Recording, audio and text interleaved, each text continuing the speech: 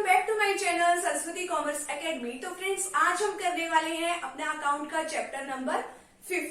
ठीक है, तो जो आज का जो हमारा चैप्टर है वो बहुत ही इंटरेस्टिंग चैप्टर है। आज के चैप्टर का नेम है अकाउंटिंग स्टैंडर्ड्स एंड IFRS। ठीक है, अकाउंटिंग स्टैंडर्ड एंड IFRS।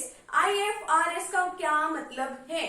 ठीक है, IFRS का मतलब है इंटरनेशनल फाइनेंशियल रिपोर्टिंग स्टेटमेंट्स। ठीक है, इंटरनेशनल फाइनेंशियल रिपोर्टिंग सिस्टम या स्टेटमेंट्स, ये आज के हमारे चैप्टर का क्या है, नेम है। आज हम इस चैप्टर को डिस्कस करेंगे और फर्दर इसके 1 और 2 जो वीडियोस है और होंगी इस चैप्टर की। आज के जो चैप्टर में हम डिस्कस करने वाले हैं वो डिस्कस करेंगे कि अकाउंटिंग स्टैंडर्ड्स क्या होते हैं, क्यों उसकी नीड अराइज हुई, इसका नेचर क्या है अकाउंटिंग स्टैंडर्ड्स का और इसके ऑब्जेक्टिव्स क्या है। ठीक है, आज का हमारा चैप्टर नंबर 5 है और इससे पहले जो है हम अपने 4 चैप्टर्स जो है वो कवर कर चुके हैं। अगर आपको उनका लिंक चाहिए तो आपको डिस्क्रिप्शन बॉक्स में मिल जाएगा।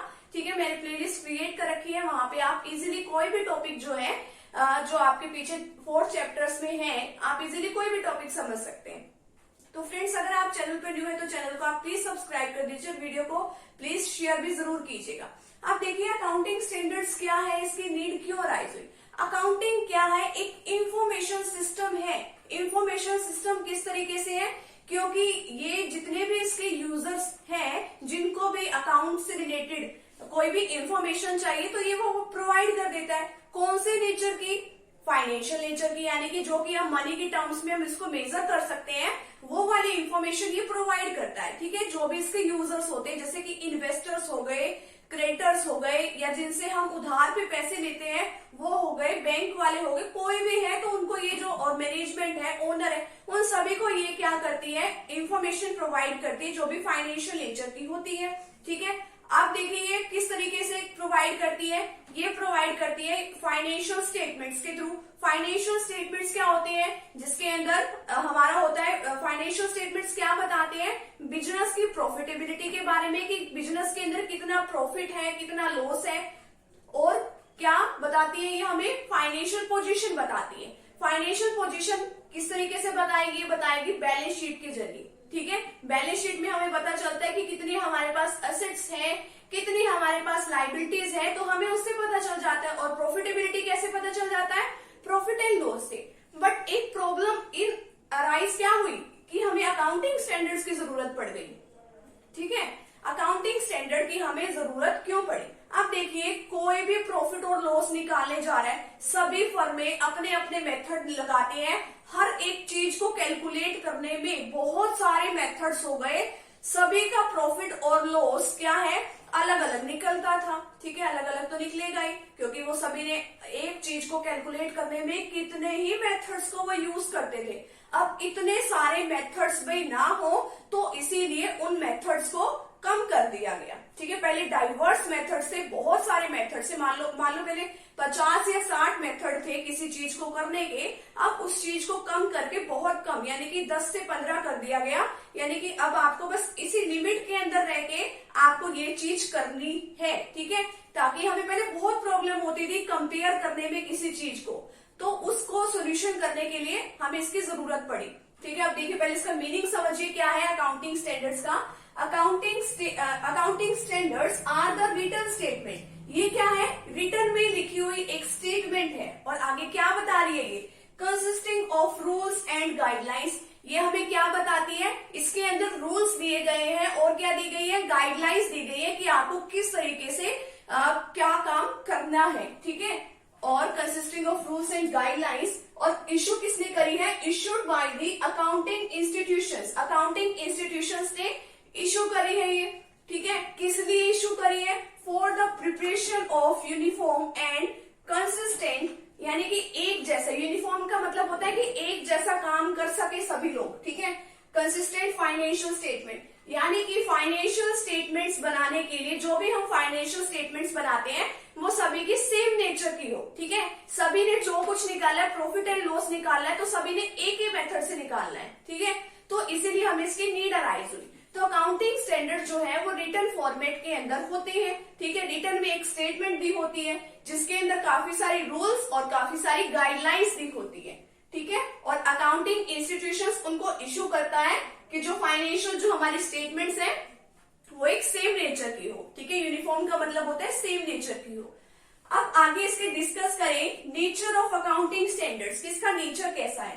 फर्स्ट इसके अंदर दे रखा है एएस। एएस का मतलब क्या है, accounting standard. Lay down the norms. Norms का मतलब क्या होता है, रूल्स हो गए या कोई मेजरमेंट हो गया, वो होता है। तो अकाउंटिंग स्टैंडर्ड में क्या बताया गया है कि रूल्स बताए गए हैं या फिर नॉर्म्स बताए गए हैं ऑफ अकाउंटिंग पॉलिसीज। पॉलिसीज के बारे में हमें रूल बताए गए हैं। क्या किस लिए बताए गए, by way of course to direct as to how the transaction should be deal with in accounts, कि किस तरीके से हमें अकाउंट में कोई भी ट्रांजेक्शन्स को कैसे डील करना है उस बारे में बताया गया है। And disclosed in financial statement, और फाइनेंशियल स्टेटमेंट्स में हमें किस तरीके से लिखना है हमें वो भी बताया गया है। तो ये क्या बताया गया कुल मिला के इसमें कि इसके अंदर हमें कुछ रूल्स बताए गए हैं। तो भाई हमें जो ट्रांजेक्शन्स हैं वो हमें अकाउंट्स के अंदर फाइनेंशियल स्टेटमेंट्स के अंदर किस तरीके से लिखनी है। फाइनेंशियल स्टेटमेंट्स में हमारे पास दो चीजें होती है, प्रॉफिटेबिलिटी होती है और एक होती है हमारी फाइनेंशियल पोजीशन। जो प्रॉफिटेबिलिटी है वो प्रॉफिट और लॉस से पता चलती है और फाइनेंशियल पोजीशन हमें पता चलती है बैलेंस शीट से। सेकेंड हमारे पास आता है they remove the effect of diverse. देखो पहले सभी लोग जो हैं, सभी अकाउंटेंट अलग अलग मेथड से सारे काम करते थे, ठीक है। बट अब क्या कर दिया इन्होंने, मेथड्स को बहुत कम कर दिया गया, ठीक है। डाइवर्स मतलब बहुत ज्यादा थे पहले। Diverse accounting policy so that financial statements of different business units become comparable. अब उन सारी मतलब जितने भी हमारी डाइवर्स कर रखे थे, इतने सारे मेथड्स थे, उनको क्या कर दिया गया, रिमूव कर दिया गया। अब रिमूव करके बहुत कम कर दिया गया। अब जो जितने भी हमारे पास अकाउंटेंट है जो एक जैसा काम कर रहे हैं, अब वो सेम नेचर की ही अकाउंटिंग ट्रीटमेंट भी करेंगे। अगर एक जैसी अकाउंटिंग ट्रीटमेंट अगर वो कर रहे हैं तो हम इजिली किसी और फर्म के साथ अपने जो अकाउंट्स हैं वो क्या कर सकते हैं, चेक कर सकते हैं, कंपेयर कर सकते हैं, या फिर अपना ही पिछला रिकॉर्ड हम मैच कर सकते हैं कि हमारी जो पॉलिसी है वो अब की बार ठीक भी है या नहीं है, हम आगे प्रॉफिट्स अर्न कर सकेंगे या नहीं कर सकेंगे, ठीक है। यानी कि जो भी हमारी पॉलिसी जो पहले बहुत ज्यादा थी उनको कम कर दिया गया है। नेक्स्ट है they prescribe a preferred accounting treatment. एक अकाउंटिंग ट्रीटमेंट दे रहे हैं ये हमें from the available set of methods for solving one or more accounting problem, कि एक या एक से ज्यादा अगर कोई प्रॉब्लम हो जाए तो आपको ये मेथड दिया, आप इस तरीके से सॉल्व कर लेना। नेक्स्ट है आपके पास they provide information to users of financial statements. ये यूजर्स को क्या दे रहे हैं, फाइनेंशियल स्टेटमेंट्स के बारे में इंफॉर्मेशन भी प्रोवाइड कर रहे हैं। तो ये है आपका ये है आपके ऑब्जेक्टिव्स। अब ऑब्जेक्टिव्स ऑफ अकाउंटिंग स्टैंडर्ड्स, क्या इसके ऑब्जेक्टिव्स हैं अकाउंटिंग स्टैंडर्ड्स के, to ensure uniformity in the preparation and presentation of financial statements, यानी कि यूनिफॉर्मिटी प्रोवाइड करता है कि जो सभी की फाइनेंशियल स्टेटमेंट्स है सभी बिजनेस की वो सेम नेचर की हो, ठीक है। सेम टाइप से सभी अपनी अपनी जो फाइनेंशियल स्टेटमेंट्स है वो तैयार करें, क्योंकि जो इसके मेथड से उसको क्या कर दिया गया है, कम कर दिया गया है, ठीक है, ताकि सभी लोग एक जैसा मेथड अडॉप्ट कर सके और एक जैसा काम कर सके और आपस में कंपेयर कर सके। नेक्स्ट है to provide information to the users about the policies. अब ये क्या प्रोवाइड कर रहा है, इंफॉर्मेशन प्रोवाइड कर रहा है पॉलिसी के बारे में, adopted in the preparation of financial statement. ये भी बताने में, यानी कि इसका क्या ऑब्जेक्टिव है, ये भी इंफॉर्मेशन प्रोवाइड करता है कि ये भी हमने अपनी फाइनेंशियल स्टेटमेंट्स में कौन सी पॉलिसीज जो है अडॉप्ट करी है, ठीक है, फाइनेंशियल स्टेटमेंट्स को तैयार करते टाइम, ठीक है। ये इसका भी मेन ऑब्जेक्टिव हो सकता है, ठीक है। मतलब इसका मेन ऑब्जेक्टिव क्या हो सकता है, एक तो कि जो फाइनेंशियल स्टेटमेंट्स हैं वो सभी में यूनिफॉर्मिटी लाना इसका मेन ऑब्जेक्टिव हो सकता है कि सभी सेम नेचर की हो, और सेकंड है कि हम अपने जो यूजर्स हैं उनको फाइनेंशियल स्टेटमेंट्स के बारे में इंफॉर्मेशन प्रोवाइड कर सके, ये भी इसका ऑब्जेक्टिव है। ऑब्जेक्टिव यानी कि इस तरीके से होना चाहिए कोई काम। नेक्स्ट है जो ऑब्जेक्टिव्स होते हैं हमारे, जो एडवांटेजेस या बेनिफिट्स होते हैं वो बिल्कुल सेम होते हैं। इसमें बताया जाता है कि हाँ भी ये काम ऐसे होना चाहिए, और जो हमारे जो होते हैं एडवांटेजेस या यूजेस या बेनिफिट्स उसमें बताया जाता है कि ये काम इस तरीके से होता है। नेक्स्ट है to remove the effect of diverse accounting policies and practices. पहले क्या होता था कि एक ही काम को करने की 70 तरीके की पॉलिसी होती थी, ठीक है, यानी कि एक काम को करने के इतने तरीके होते थे। बट अब क्या कर दिया गया है, उन सारी पॉलिसीज को खत्म कर दिया गया है। अब कहा गया कि ये काम इस तरीके से करना हो तो करो, वरना ना करो, ठीक है। नेक्स्ट आपको क्या बताया गया, टू एंश्योर कंसिस्टेंसी। कंसिस्टेंसी का आपने एक प्रिंसिपल भी पढ़ा होगा 3rd चैप्टर में, जिसके अंदर आपको बताए गए थे अकाउंटिंग के कंसेप्ट्स, ठीक है।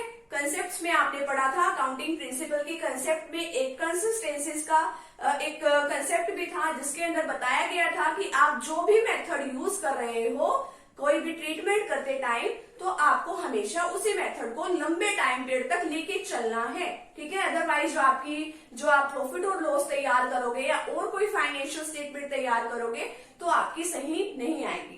तो इसमें भी यही कहा है कि कंसिस्टेंसी से करना है और कंपेरेबिलिटी ऑफ फाइनेंशियल स्टेटमेंट। इसका मेन ऑब्जेक्टिव क्या है कि ये भी डिसाइड करना कि हम एक कंसिस्टेंसी से काम करें और आपस में जितने भी हमारी फाइनेंशियल स्टेटमेंट्स हैं हम उसको कंपेयर करके देख सके।